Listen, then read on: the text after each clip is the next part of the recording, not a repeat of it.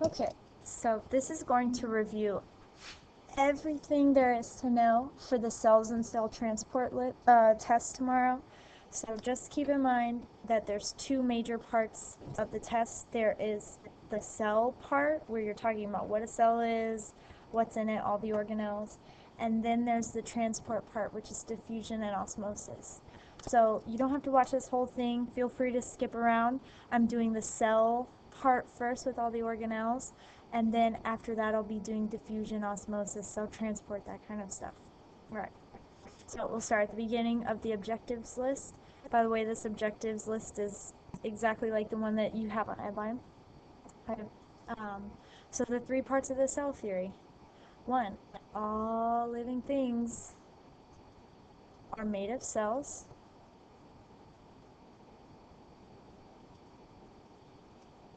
And really that's one or more cells, because there are single-celled organisms.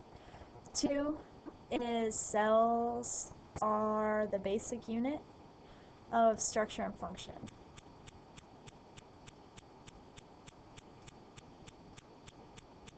So that means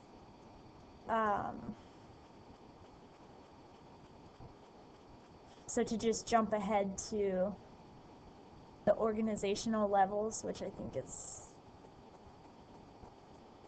where are we? This one, 7.7. The cell is the basic unit. That means that it does stuff within it that has all the DNA and the mitochondria and blah blah blah.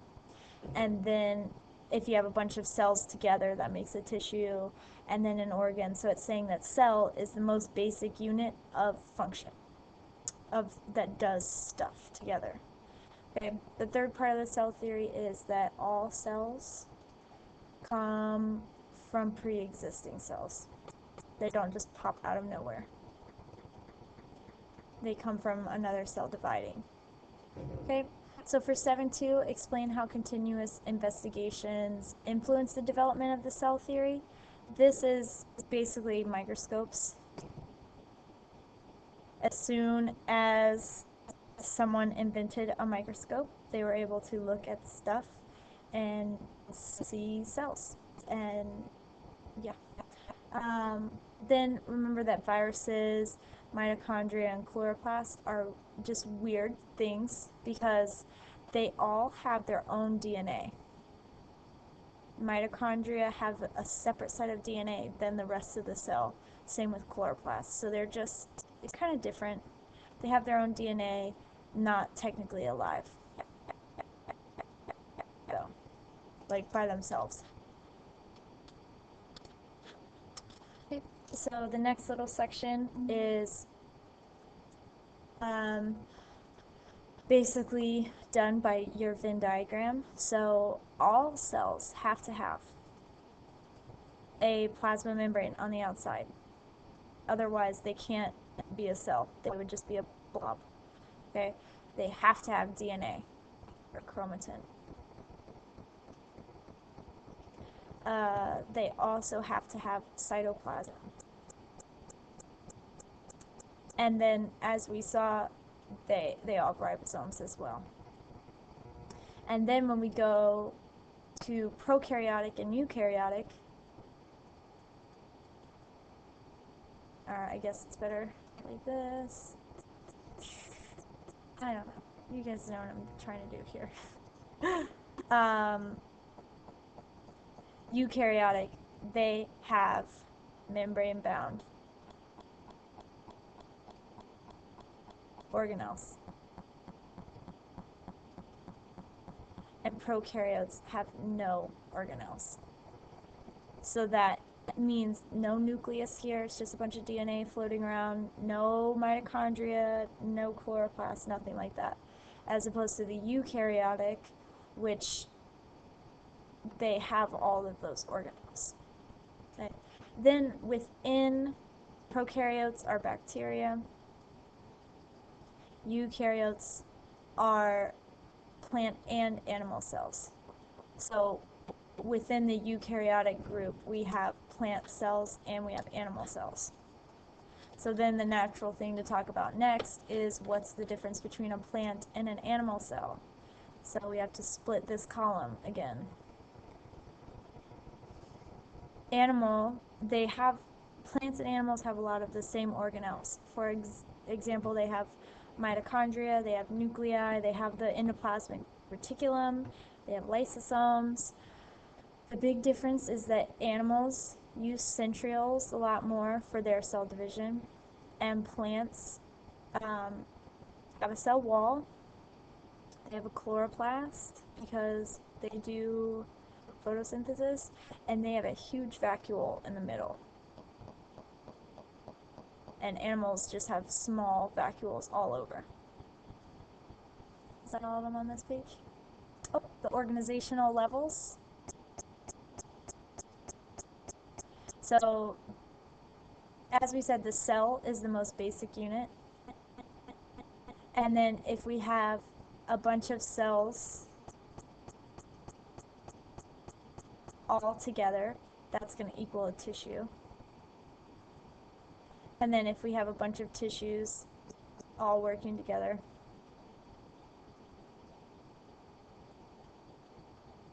that's going to all equal up an organ. And then if we have a bunch of organs working together, like for instance your heart and your lungs, that's going to equal an organ system called the cardiovascular system. And then if we have a bunch of organ systems working together, that's going to equal an organism. So there's that. Another way you see it a lot is something like this. Cell's the smallest thing, and bigger than a cell is a tissue. A bunch of tissues working together is an organ. And then bigger than an organ is an organ system. And then all of that combined is an organism.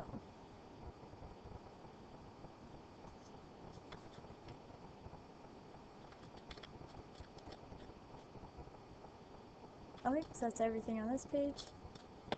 So, as far as organelles and knowing the structure, okay, there, as you can see in this right here, oh my gosh, okay, come back. Alright, there's a lot of different representations of cells. The pictures look different, so don't expect the same picture that you had on your notes on the test. Okay, so just, you have to be able to identify based on what they look like. So I chose this one. This is a plant cell. We know that because it's a rectangle. It's got a thick cell wall. Also, it's green. So this on the outside of a plant cell is the cell wall. And then inside of the cell wall is the cell membrane. So why don't we do locations and function at the same time? So cell wall's function is structure for the cell. Cell membrane's function is to let things in and out of the cell. This little guy right here, it looks like it has little scacks. Remember from the eye cell activity with the app?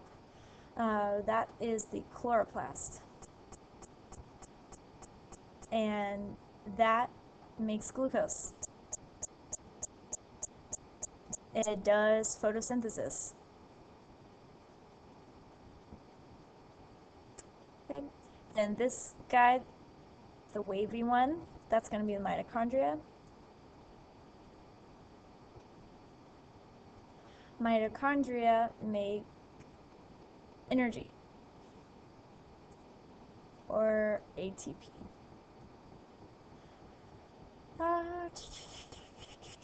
So over here, this big purple thing, the whole thing is the nucleus. And the point of the nucleus is to hold DNA, control cell division.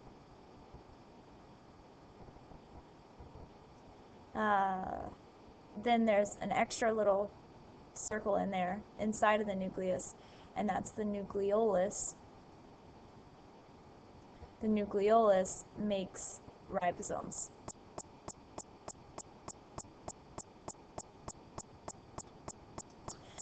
Okay, then off of the nucleus, ooh, this one's drawn a little weird. Most of the time, you have the rough ER right off of the nucleus, but the rough has the ribosomes on it, so it's the site of protein synthesis.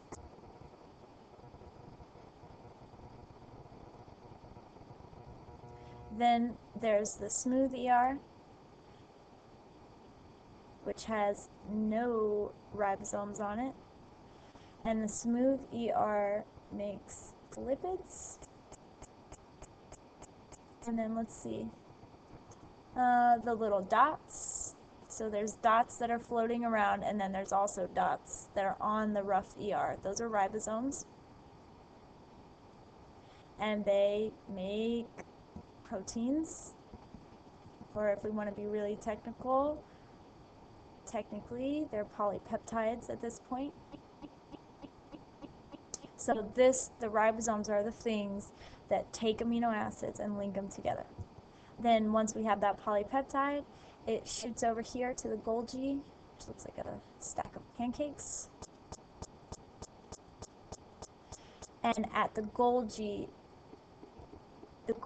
folds up that polypeptide. Now it's technically a protein with its special shape, and it sends it out to the rest of the cell.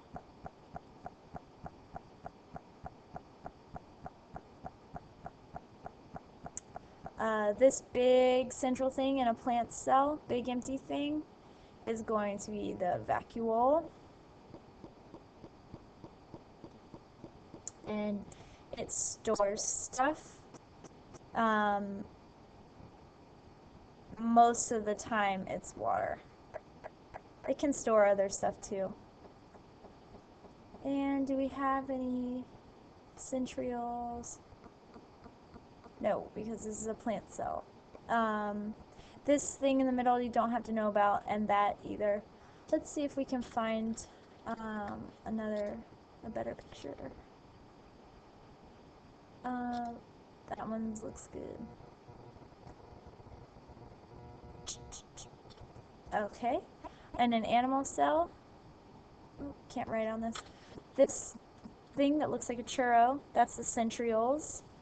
And the centrioles help in cell division. They send out the things that move around the chromosomes during cell division. Let me try and find you a lysosome.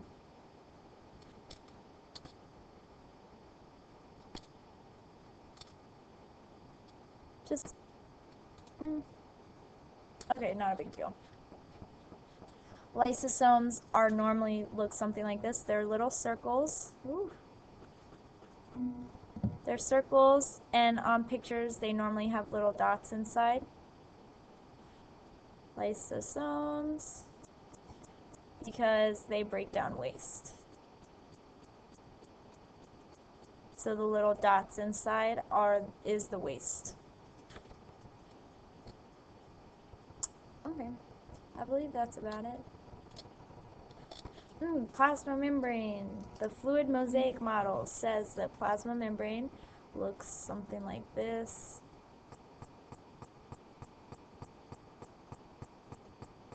Okay, so you have all the phospholipids.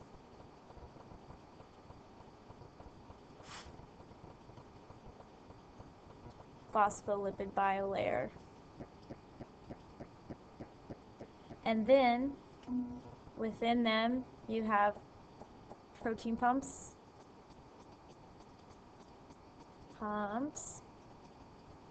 and you also have carbohydrates in there. And normally they kind of stick up like this or something. And these are kind of like identifiers. Identifiers?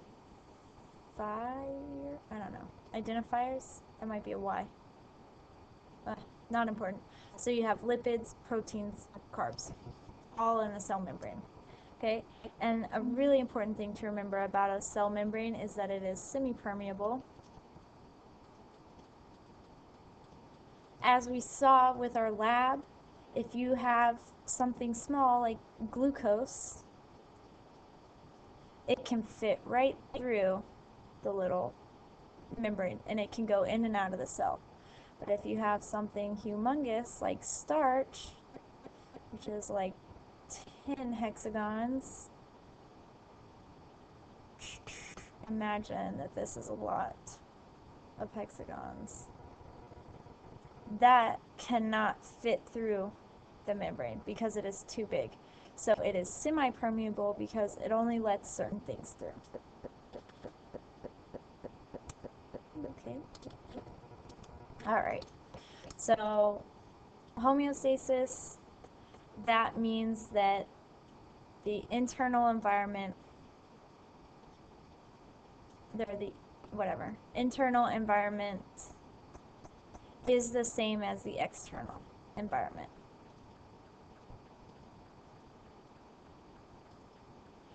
And in order to maintain homeostasis, the cell goes through cell transport, diffusion, and osmosis. Okay.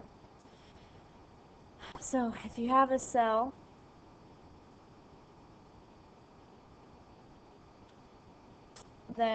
let's say it's in fresh water. And let's say it's like 80% water inside, 20% glucose.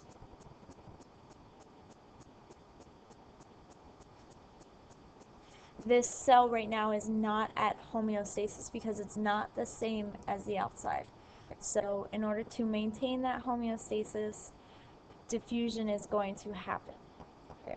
So I think the best way to do it is something like this. Cell transport, we can break it down into active and passive transport. Active needs ATP to work. Passive, no ATP. This is passive, it just happens by itself. Active needs energy. Active is its own thing. Passive transport can get broken down into diffusion and into osmosis. So the only difference between, let's do these in different colors, that's probably going to be cool. The only difference between diffusion and osmosis is what you're looking at. So in osmosis, you're looking at water. Osmosis is technically the diffusion of water. When you're in diffusion, you're looking at the solute. Alright. So if you take this cell and it is asking you about diffusion, you would look at the glucose and you would say, okay, glucose is always going to move from a high concentration to a low. So it's higher in the cell than it is in the environment, so glucose would move out. But if the question is asking you about osmosis, you would look at the water. So there's a higher water concentration on the outside than there is on the inside, so the water would move in if you're talking about osmosis. Okay. So in passive, we are always moving from a high to a low concentration. If for whatever reason you decided the cell wanted to pump water out for whatever reason, it would have to expend energy to do that because it's going the opposite way that it should. So it's moving from low to high. And since it's going against the grain, against the concentration gradient, it has to expend energy to do that.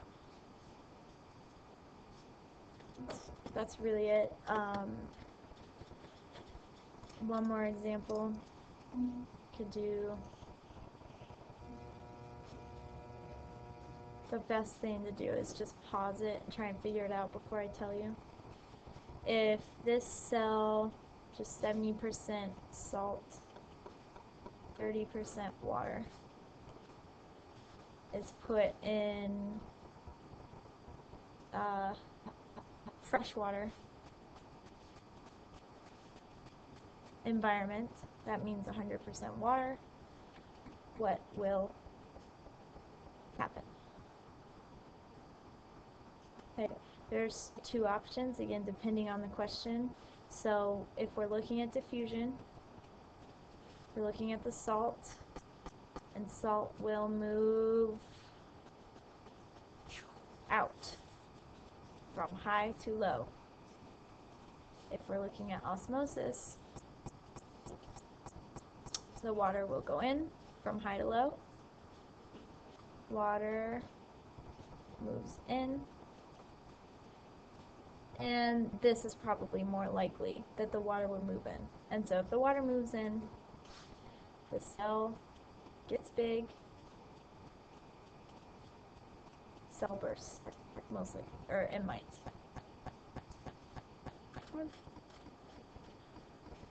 Alright, so the next one is about iso, hyper, and hypo. So remember that iso means same, hyper means more, and hypo means less. And when it says the whatever tonic solution, you are looking at solute in the environment. So if we go back to these, this one, in this picture, there is less solute in the environment than there is in the cell. So there's 0% salt outside, 70% salt on the inside. So this would be hypotonic. And again, the result is that the water moves in.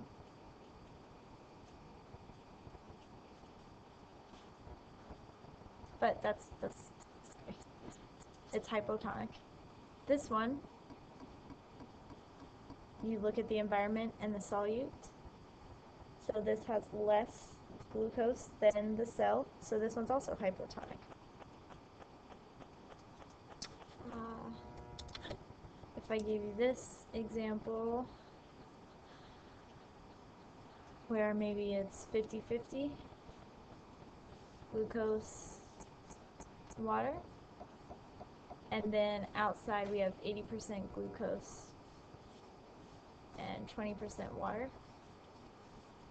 Now this is more solute on the outside than on the inside, so this is hypertonic. And then if we have, I don't know, like 25% glucose, 75% water inside, and we have 25% glucose, 75% water on the outside, it's the same, so this is isotonic. And at this point, we are at equilibrium, or homeostasis.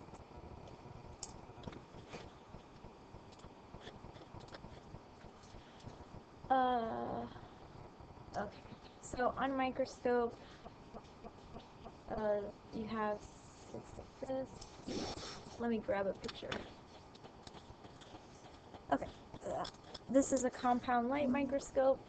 The big basic parts are these right here, the little zoom. Those are called objectives. They zoom in. The knobs are called the focus.